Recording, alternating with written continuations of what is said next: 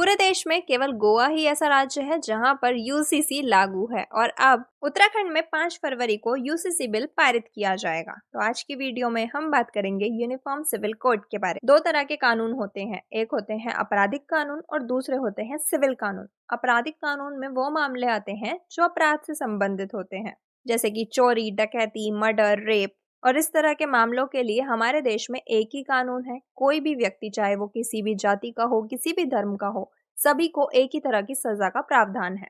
लेकिन दूसरे होते हैं सिविल कानून, जिसमें संपत्ति, तलाक, शादी, उत्तराधिकार, गोद लेने से संबंधित मामले आते हैं।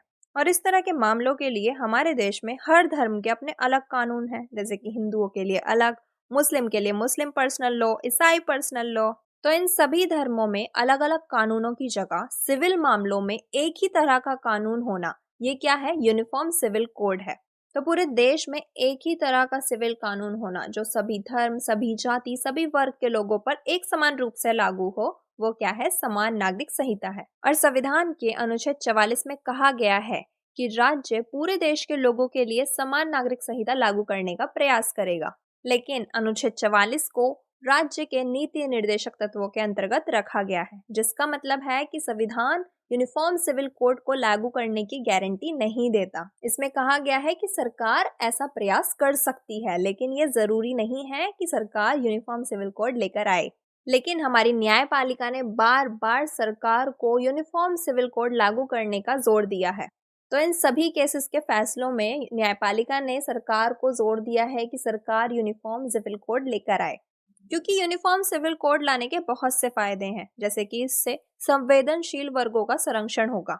अब सभी पर्सनल लॉज में महिलाओं के लिए अलग अलग कानून है और महिलाओं के साथ भेदभाव भी है। लेकिन अगर यूनिफॉर्म सिविल कोड लागू होगा तो महिलाओं के लिए एक समान अधिकार और कानून की बात की जाएगी।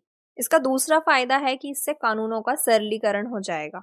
तो अभी अगर कोई भी सिविल मामला न्यायालय में जाता है तो न्यायालय को पर्सनल लॉज को स्टडी करना पड़ता है, जिसमें काफी टाइम लगता है और ये एक जटिल प्रक्रिया बन जाती है। लेकिन यूनिफॉर्म सिविल कोड आने से एक तरह का कानून होगा, कानूनों में एक रूपता होगी और कानूनों का सरलीकरण होगा।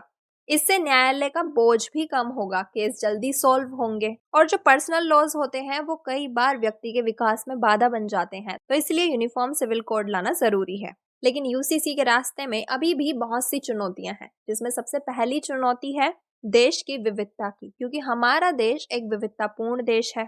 यहाँ पर अलग धर्म, जाति, भाषा के लोग रहते हैं और यूनिफॉर्म सिविल कोड लागू होने से विविधता पर खतरा बन सकता है। लोगों को ऐसा लग सकता है कि इससे उनकी संस्कृति को खतरा है। दूसरा, जो संविधान में धार्मिक स्वतंत्रता की बात की गई है, उसको लेकर भी यहाँ पर लोग अपना विरोध व्यक्त कर सकते हैं और इससे अल्पसंख्यकों के हितों पर भी खतरा बन सकता है। तो इन सभी चुनौतियों को ध्यान में रखकर यूनिफॉर्म सिविल कोड लाया जाना चाहिए। आई होप आपको ये टॉपिक क्लियर हुआ होगा और इसी तरह की इंफॉर्मेटिव वीडियो के लिए आप चैनल को सब्सक्राइब करना मत भूलना।